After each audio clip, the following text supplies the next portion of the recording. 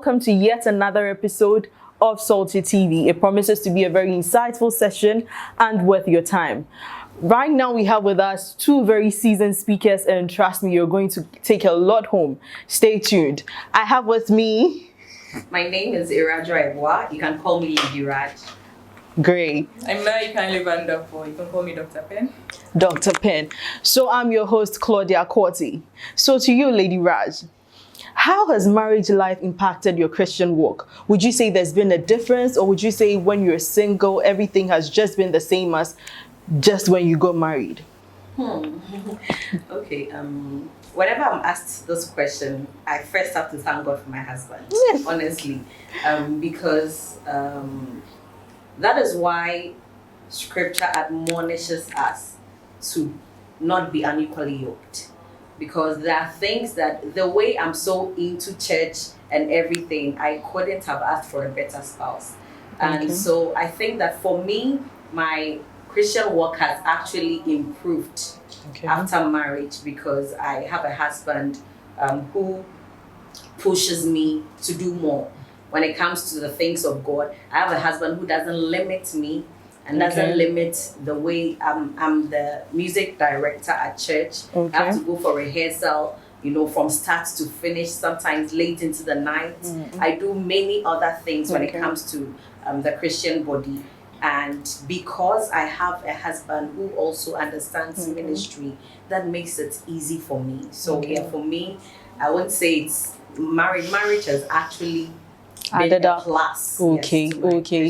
So for Lady Raj, her husband has been the change factor, actually improving her Christian walk.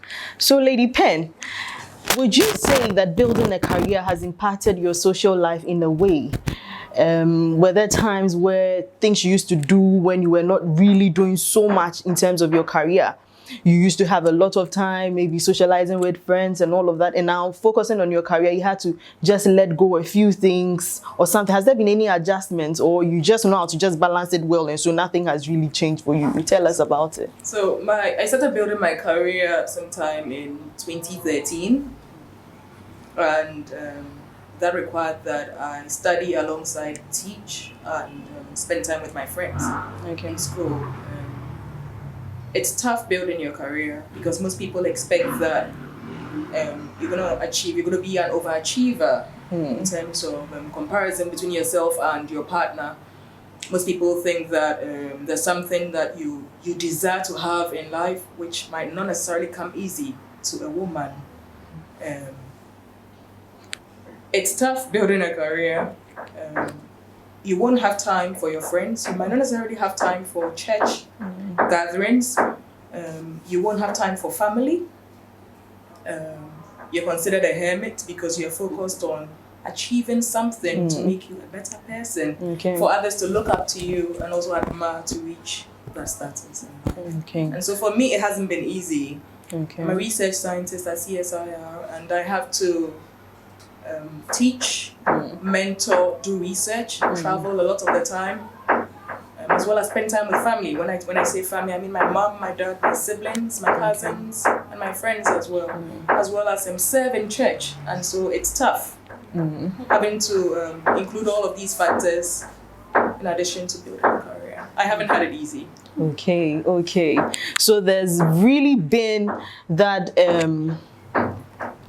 I don't want to call it imbalance, but there's been a point where your career has really taken so much of your life rather than the social life. Yes. Great. You get to that stage of your life where you have to focus on one particular thing over another. And then after that, you normalize it and get back to the normal stage. So are we at the normal stage now, or we are still? I am. That's fine. I'm a lot better now. I spend time with friends and family. It's much better.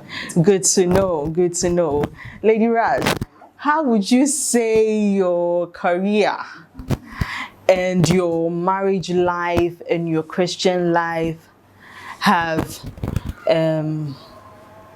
synced? I mean, is there a sync between these three, or are they in isolation? Is it that you are now trying to knit them together? Is there a sync, or they are just in isolation? And so when somebody finds him or herself in that situation, the person will now have to be dividing herself. Tell us about it. Okay, so when I got married, I was working in a bank.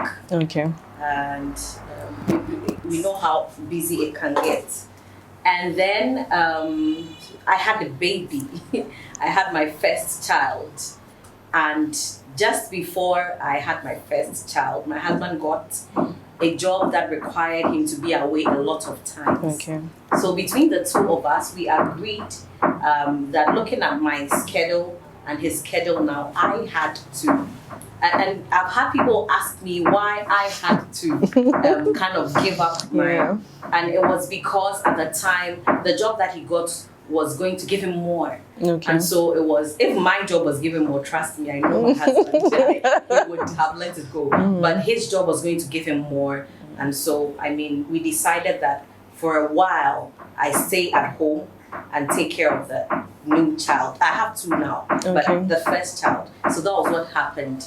And so after a while, and trust me, it was one of the most difficult periods of my life, because I'd been in the bank for about 6 years. You know, getting up every day, busy schedule, and then one day you wake up, you're just home, and you feel so lost and all. But after a period when things had balanced, and I mean, our child was old enough to go to school, then I had to bounce back, but not into the banking industry, because I mean, I found new loves and decided to explore them. And so for a period, I would say that for a period, I was jittery, let me say. I was jittery because it was very uncomfortable for me kind of just being at home. But trust me, it's a full-time job. So really, it wasn't as if I was just at home doing nothing. But getting used to the hustle and bustle of career life, and then just one day you're not doing it. So for that period, it was difficult. But we've jumped that hit. We are over it now. And like you said, it led to some new discoveries and all of that. Full-time job plus new discoveries as well. Yeah. So you out there, just be open for any opportunities that come your way career-wise. If you're supposed to take a break, do take a break. For all you know, it might lead you to some new discoveries you never knew about. Lady Pen, what is it that you have given away or let go because of your career? Have you made any great sacrifice? What is it that you have lost because you needed to just focus and then attain those career goals?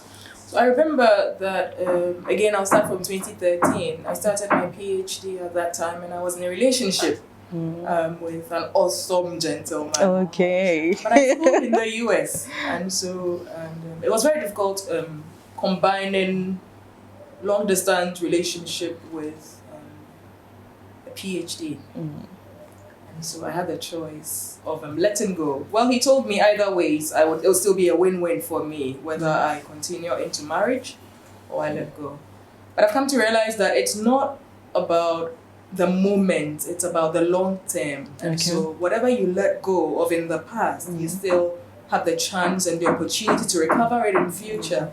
And so for me, lost moments are not necessarily lost. Can always be remade in future. Great. So lost moments are not necessarily lost moments. You have the chance to regain those opportunities again. Lady Raj, you love that, right? I love it too. So there are some young ladies who feel, I'm pursuing my career, I'm pursuing my educational goals, I want to get married. I don't know, would I be able to do all of this? You have been there. What do you have to tell these young ladies? Is it possible? It is more than possible. It's more than possible. If you put your mind to it, you can do anything and everything. But first, let me tell you, it is one of the most important decisions you have to make in this life is the decision of the choice of a life partner. So, because who you choose to be with is going to be the deciding factor in this question that you've asked me. If you have someone who, and for me, I'm sitting here, I have 2 boys, and I don't have a nanny, but I'm here alone. Why? Because I have a supportive husband who can let me go and do that which I need to do, because this is one of my new loves, TV and all that. And so who you marry is after this is my 7th year of marriage, and wow, it's one of the blessings that I thank, because I'm not one of those people who married the let's say the love of their lives or their first boyfriend. Okay. I had been in several relationships, and sometimes I put my mind back and I say, hey, if I had married this person, one. How would I, because you have people, so you're in a relationship, you want to do this, and the guy is dropping hints, but you are so deep in love, it's clouded your judgment and everything. Take hints from people. Like I say, hey, why are you going to church every time you want to go to work? It is a hint. And I'm not saying necessarily it's a red flag. But it's a conversation that you need to have with the person. That is my career or my ambition to go to school. Is it going to? Do you think? Can you take it as a man? Because there are men who do not like their women rising above them. My husband, well, he already has 2 masters, so I mean, I'm not there yet. But he doesn't mind, you know. So you need to speak with the person to find out, is the person intimidated by who you're. Look at this beautiful young lady with a PhD, you know, and there are some men who will not even approach you. They are intimidated by you. That man, bye. You know? So somebody who can embrace you and actually push you to do that. So as a young lady, you can do it. You can combine everything and then be good. Great. You know, I cannot overemphasize this topic enough. I mean, the subject Lady Raj just touched on. For me, if I begin to talk about my story, I'm sure it'll be another episode. So we'll give it to you in another episode, but let's just focus on our speakers for now. Lady Pen, this is also to you. How about ladies who are also not yet they have not yet settled down when it comes to marriage, and some of them feel like, I don't feel good enough about myself because I'm not married. I don't think I'm complete enough. I've achieved so much. Who would come to me? What advice do you have for people like this? So for any lady out there who is still single and has achieved a lot in life, I would tell you that you are more than enough, and God is more than enough for you. Do not compare yourself with others and expect that someone who is of a low status or someone who is of a high status would come to you. Think about the friendship you make out of that union you have with that person who is coming. Think about what you would achieve in the future, your purposes together in life. And as you wait, I'd advise you to serve, because ladies in waiting serve. And so serve in your church, serve in your school, mentor others. Use your educational status or your skill set or achievements to help others better themselves. This is the advice I give to you. So much in very few words. So much to take home in very few words. And we truly appreciate that. Now we'd like to have your last words for our viewers. Something that they would still munch on after this set is over. And so are you waiting for that partner to come? Spice yourself up. Get out there, show yourself often with your friends. Spend time with good people, people who would guide you, advise you, and lead you in the right path. I would tell you outrightly, do not sleep with someone who is not your husband.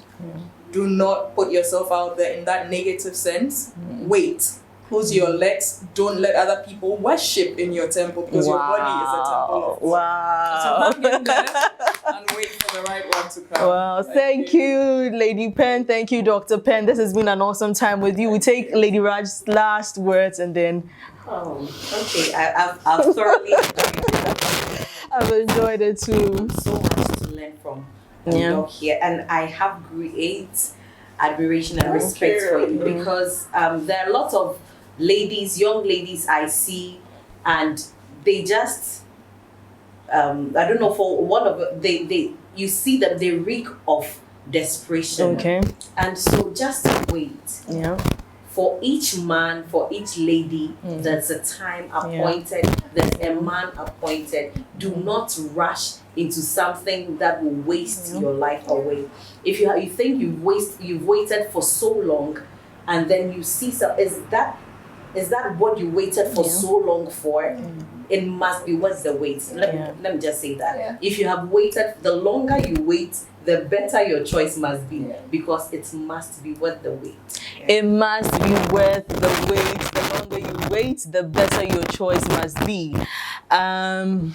Too much for me to actually sit and think about, ponder on, and I know you are also in the same shoes as I am now.